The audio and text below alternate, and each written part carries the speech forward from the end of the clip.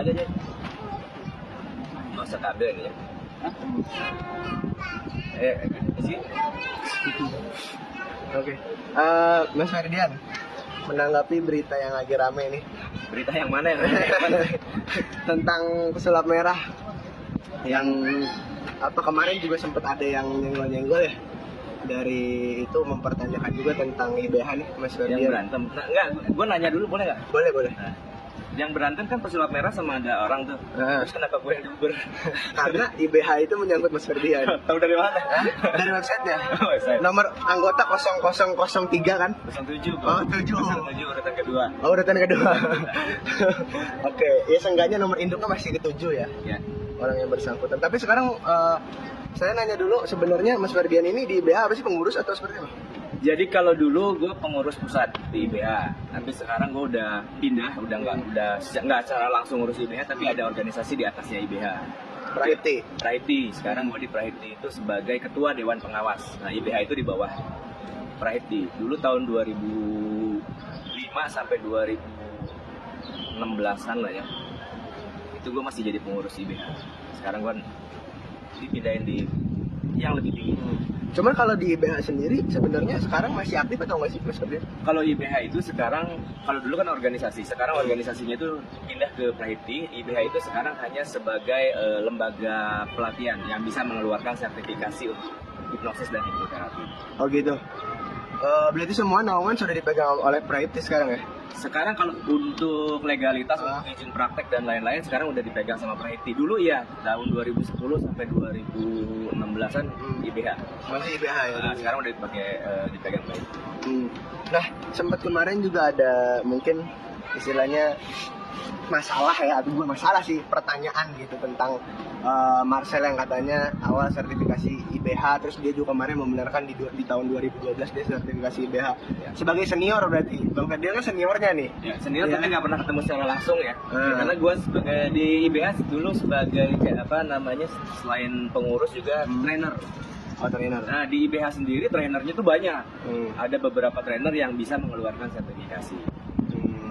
Tapi kan di satu sisi juga Marcel sempat mengeluarkan statement juga, katanya dia murid langsungnya Pak Ian Nurindra juga. Itu menurut Mas Ferdian seperti apa? Ini statementnya dia langsung ya? Ya, yang gua tahu, ya betul dia murid langsungnya Yan Nurindra, tapi bukan di IBH-nya. Itu yang gua tahu. Di Reiki Asia. Reiki Asia itu memang yang buat dulu ya Pak almarhum Yan Nurindra. Itu Marcel langsung muridnya Yan Nurindra di Reiki Asianya. Sementara IBH dulu kan presidennya, pendirinya juga salah satu pendirinya almarhum Yan Nurindra. Nah, IBH itu khusus buat mengajarkan hipnosis hipnoterapi. Nah, Marcel murid Yan Nurindra di Reiki-nya iya, Reiki Asia. Tapi hipnosis berarti bukan ya? Hipnosisnya yang gue tahu itu karena kemarin kan sempet rame ya, jadi banyak orang juga nanya sama gue. Setelah di track dicari tahu, ternyata memang Marcel betul memiliki sertifikasi IBH, tapi nggak langsung dari Yan Nurindra, tapi dari trainer-trainer di bawah Yan Nurindra, di bawah gue juga sebetulnya. Oh gitu. Tapi Mas Ferdian sendiri berarti belum pernah secara, mungkin kalau IBH kan katanya juga, aku sempat wawancara Mas Eko Bando dulu yang IBH juga ya kan? Ya. Tahu Ustadz Eko Bando? Nggak tahu juga Nggak sih. tahu juga ya. Mungkin karena ada gap tahun juga ya. Cukup jauh, cuman maksudnya dia sendiri ngomong katanya biasanya di IBH juga ada, pasti kalau misalkan memang sama-sama anak IBH tuh pasti biasanya kenal karena biasanya ada kumpul-kumpul kopdar lah istilahnya gitu. Itu nggak juga ya, karena IBH itu kan sekarang anggotanya aja udah puluhan ribu. Gua mungkin memang di angkatan pertama ya, karena ya gue juga salah satu pendirinya. Ya ke bawah belum tentu kenal. Oh, belum Kalau ada kenal. kumpul gitu belum tentu. Oke.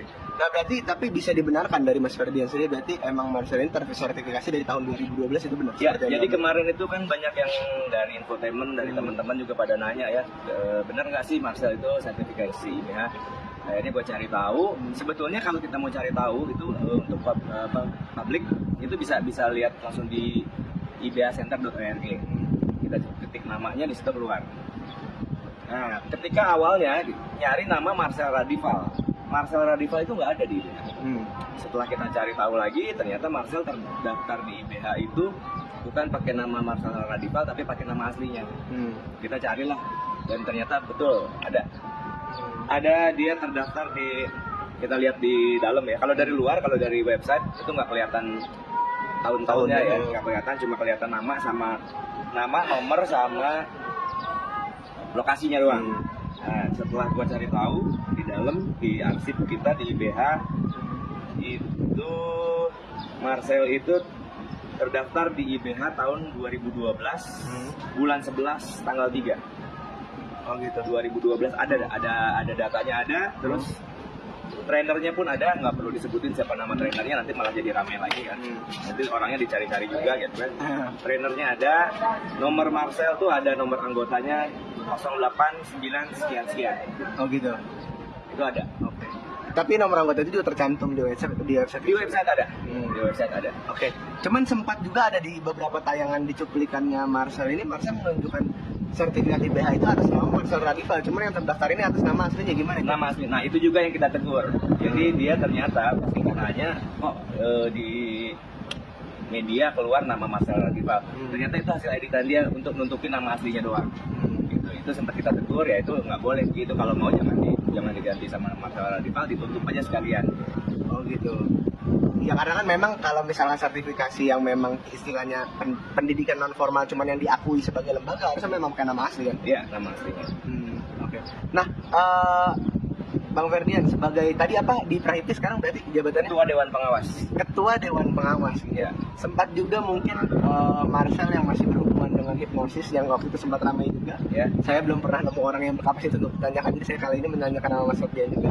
Yang dia hipnosis perempuan yang bilang ini pembuktian pelet. Itu gimana Mas Ferdian? Gue nggak pernah lihat sih videonya kayak gimana pembuktian pelet. Cuma kalau pelet secara tanda petik ya pakai hipnosis sebetulnya itu psikologi kan, kita permainan psikologi aja. Gimana caranya ngedeketin orang biar orang suka tertarik sama kita. Memang bisa, cuman balik lagi ya, bukan kita bikin orang itu suka, bukan belum tentu cinta.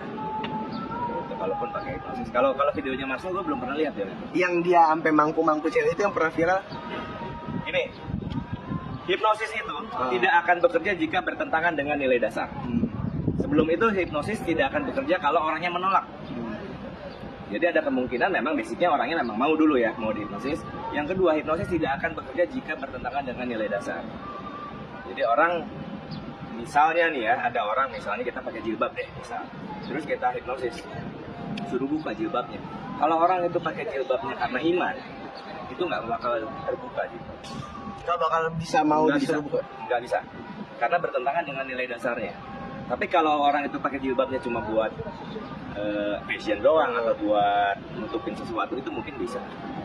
Oh gitu. Jadi yang pasti hipnosis tidak akan bekerja jika bertentangan dengan nilai dasar. Kalau ada orang berhasil di hipnosis sama Marcel sampai di pangku-pangku, ya pertanyakan lagi sama yang di pangkunya itu. Tapi sebenarnya itu menyalahi kode etik nggak sih, Bang Ferdian? Kode etik betul. Kalau di hipnosis psikoterapi itu di Prahiti di IBH itu ada kode etiknya. Gua nggak lihat sih ya videonya seperti apa, tapi kemungkinan kalau sampai di pangku-pangku dipeluk-peluk itu ya nyalahi, teman gua nggak tahu videonya seperti apa. Oh gitu. Berarti harusnya dikasih teguran juga ya? Dikasih teguran.